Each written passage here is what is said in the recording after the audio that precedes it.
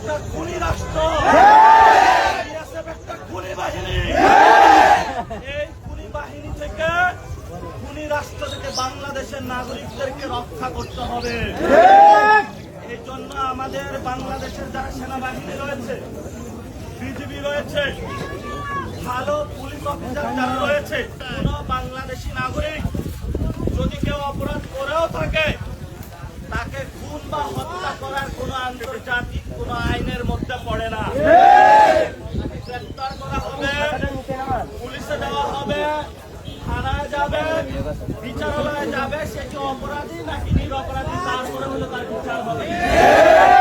আপনি বিচার ছাড়াই যখন বাংলাদেশিদেরকে ধরে ধরে হত্যা করেন, তাহলে সার্বভৌমত্ব বলে আছে কিছু, এটা বাংলাদেশের মানুষ আর আপনাদের টাকা গুলি এখন আর বিশ্বাস করে না।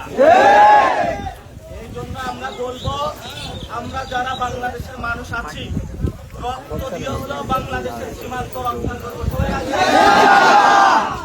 ৭১ আমরা যুদ্ধ করেছিলাম, বাংলাদেশ স্বাধীন করেছিলাম, ৯০ আন্দোলন করেছিলাম, ২৪ আন্দোলন করেছিলাম, একটাই উদ্দেশ্য বাংলাদেশকে রক্ষা করার জন্য।